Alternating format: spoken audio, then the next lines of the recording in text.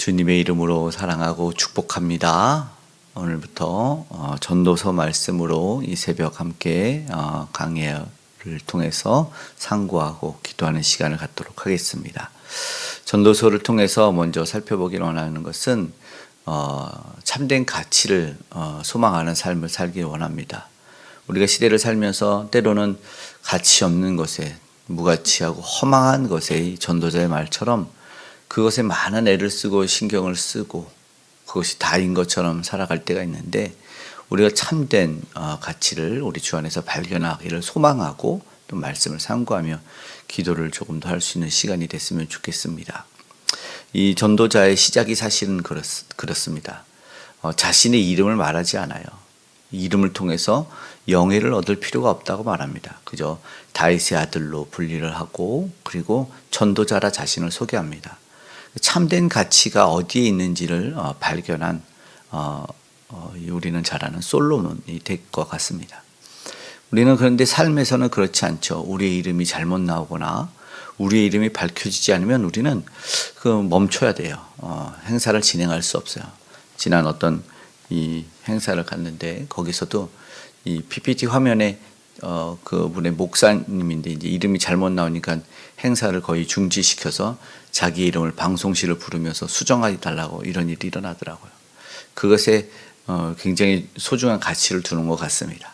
그러나 오늘 이 전도서의 시작은 자신의 이름을 밝히지 않고 무엇이 중요하냐면 내가 세상에 내 이름을 알리는 것이 아니라 내 이름을 기억해 주는 분을 기억하기를 원한다라고 그분에게 초점이 맞춰져 있다는 것을 우리가 기억했으면 좋겠습니다. 다시 한번 무의미한 것에 또 무가치한 것에 우리의 에너지가 쏟아지지 않기를 바랍니다. 이 저자는 이제 얘기하는 것은 하나님 앞에 참된 의미가 있지 않나 이렇게 고백하고 그것을 보게 만드는 것입니다. 우리도 삶 속에서 놓치지 말아야 될 분이 누구인가, 꼭 붙잡아야 될 분이 누구인가, 그리고 삶을 통해서 전해야 될 분이 누구인가를 우리는 한번 생각해 보기를 원합니다. 2절에 보니까 이토록 강조하는 것은 성경에 본 적이 없는 것 같아요. 이 종합적인 한 번을 빼더라도 4번을 강조하기 때문에 헛되다. 헛되고 헛되며 헛되니 모든 것이, 이런 강조는 없는데 이것은 정말 중요한 자신의 깨달음, 전하고 싶은 메시지를 담고 있다고 말하는 것이죠. 3, 4절에 이어지는 말씀에 보니까 해 아래에서 수고하는 모든 것이 무엇이 유익할까? 세대는 가고 땅은 영원히 있다. 이렇게 말하면서 이제 살아보니 그랬다는 것입니다. 하나님 앞에서는 정말 아무것도 아닐 수 있구나. 하나님 아닌 이 인간 세상에서 가치 있다고 여기며 아등바등 살아가고 그것을 빼앗고 지키기 위해서 사는 모습을 보니 참 아닌데 라는 생각을 한다는 것이죠. 땅은 영원하다는 이 말을 보니까 이 지역도 그렇고 교회에서 멀지 않은 곳도 그런 말들을 하더라고요. 야, 이곳은 예전에 무덤이었는데 지금은 가장 비싼 땅이 있고 뭐가 지어졌고, 여기는 배밭이었는데 여기는 논과 밭이었는데 지금은 뭐가 지어져서 진작에 사둘 걸 이런 말까지도 하는데, 그러나 그 위에는 이제 조금 세대가 지나면 또 뭘로 바뀔지 몰라요. 처음에는 막 공장지대였으나 아파트로 바뀌기도 하고, 또 서울의 어떤 막 다리를 해서 다 덮었다가 청계천을 덮었다가 다시 다 열고 또 물이 흐르게 하고 뭐가 될지 모릅니다. 어떻게 변할지 모르고 그 있는 거는 땅입니다. 내가 가지고 갈 수도 없고 그런 땅밖에 없다라는 것을 보니까 그런 얘기를 하는 것 같습니다. 어떻게 변할지 모른다. 세월이 흘러가면 어떤 흔적이 있을지, 무엇이 남을지 모른다라는 것입니다.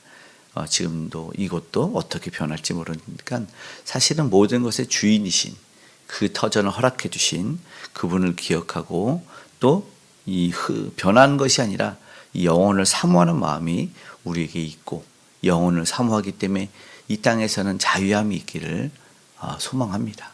네, 그런 마음으로 우리가 기도하는 마음이 있었으면 좋겠고, 이제 참된 가치를 깨달는 삶이라는 것은 먼저는 이렇게 영혼을 사모하는 마음이 있어야 되고 가치 있게 살기를 소망해야 되는 것이며, 이어서는 그러면 이 가치를 허락하신 분을 생각해야 된다는 것이죠.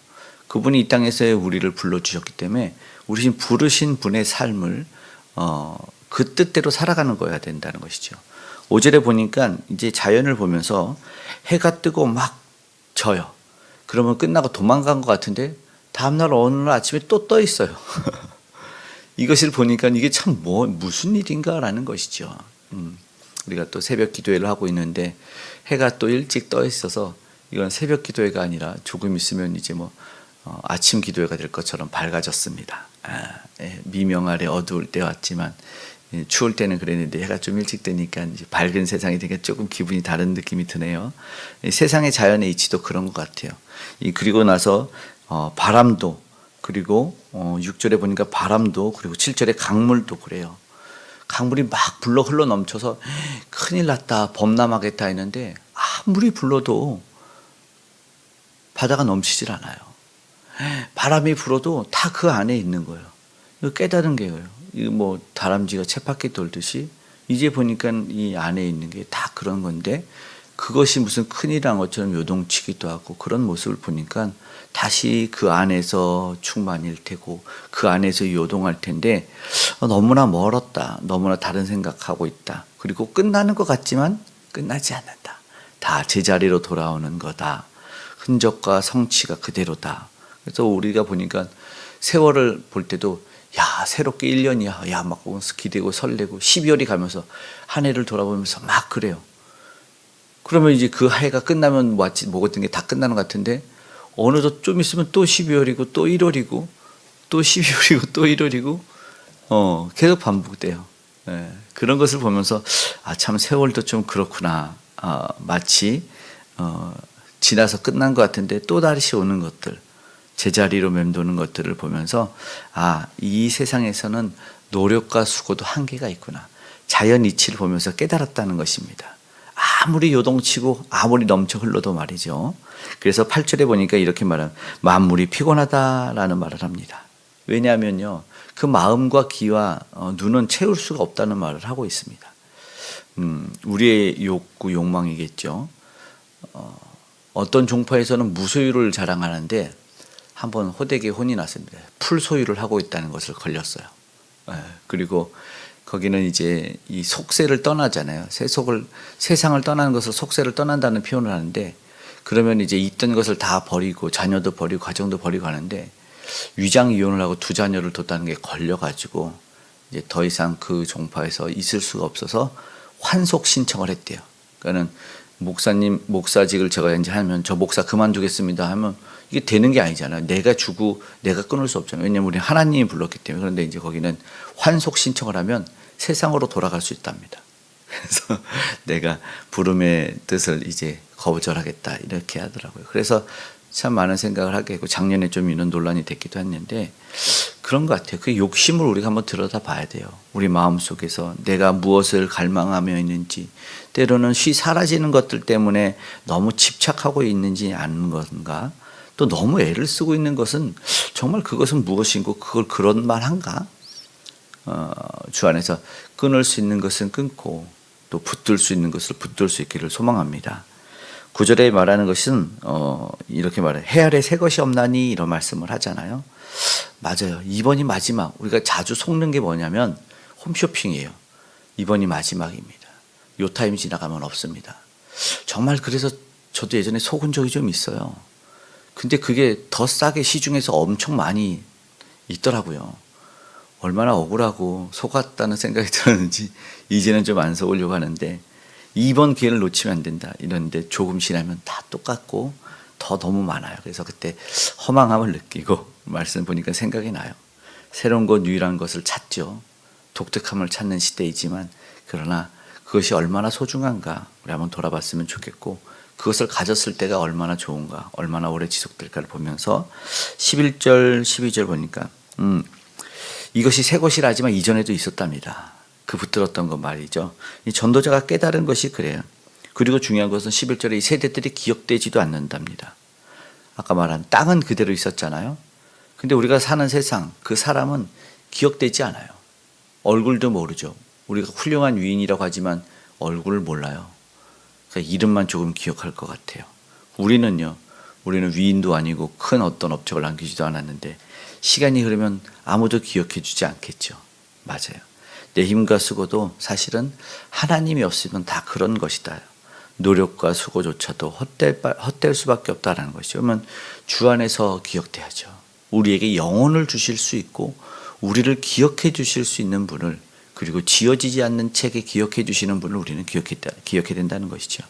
왜냐하면 그때 세상에서 내가 열매, 헛된 것을 맺는 것이 아니라 주 안에서 열매 맺는 것이 가장 가치 있기 때문에 오늘 기도하기를, 맞습니다 하나님, 우리 주 안에서 참된 가치를 맺는, 참된 가치 있는 열매를 맺는 하루와 한 주를 살게 도와달라고, 그리고 이 전도자의 말씀을 통해서 이제 이 전도서를 통해서 강의를 해 나갈 때, 말씀을 듣고 기도할 때 흩어진 삶이 좀 모였으면 좋겠어요. 생각과 에너지와 모든 가치들이 모여서 다시 한번 하나님이 정리해 주는 곳으로 다시 한번 힘을 모아 생각 모아 나아갈 수 있기를 기도하기를 간절히 소망합니다. 아멘. 기도하겠습니다. 사랑의 아버지 하나님, 고맙고 감사합니다. 오늘 우리가 연약해서 또 세상의 화려함에 속아서 무가치하고 허망한 것, 쉬 사라져 없어질 것에 아버지 애를 쓰고 마음 쓰고 물질 쓰었습니다. 하나님 용서하여 주시고 참된 가치와 영원한 곳에 소망을 둘 수 있는 우리가 될 수 있도록 도와주시옵소서. 하나님이 함께 하신다면 가장 가치 있는 것을 통해서 열매 맺길 원합니다. 가장 가치 있는 삶을 아버지 누릴 수 있도록 도와주시옵소서. 영혼을 사모하는 마음을 허락하여 주시고 속지 않고 분별할 수 있는 지혜와 능력 덧입혀 주시옵고, 세상 살아갈 때 내가 그 아버지 하는 삶을 전할 수 있는 삶까지, 사명 발견해서 살아내는 삶까지 또한 허락하여 주시옵소서. 사랑하는 믿음의 식구들, 이 나라의 민족 기억하시고 그 가치와 생명을 전하는 우리 복음전도자 선교사님들에게도 함께하여 주시옵소서. 구원받는 백성이 주 안에서 아버지와 그 뜻대로 사는 백성들이 많아지기 원하오니 함께하시고, 이 나라 이 민족 가운데 이 지역 사회 가운데 함께하시고 우리 예사랑교회 함께하셔서 은혜와 부흥을 더하시고 특별히 사랑하는 성도님들의 삶의 가정에 그 은총 더하여 주시옵소서. 그 삶의 터전에 일터에도 함께 하셔서 고나고 아프고 피곤한 일이 없게 하시고 모든 불의와 저주가 떠나고 안전사고에서도 떠나갈 수 있도록 주님께서 지켜주시는 은혜를 경험하는 모두가 되게 하여 주시옵소서. 특별히 귀한 다음 세대 아름답고 아버지와 가치 있게 잘 자라고 성장할 수 있도록 영혼을 사모하는 마음, 우리 주님을 붙드는 마음을 허락하여 주시옵소서. 북녘의 우상이 무너지고 아름다운 복음의 통일을 허락하시고 처처의 기근과 전쟁과 테러가 사라질 수 있도록, 그리고 오늘 특별히 가지고 난 모든 기도의 제목에 응답하시되 가장 좋은 곳으로 허락하여 주실 줄 믿으며 감사하며 예수님의 이름으로 기도드리옵나이다. 아멘.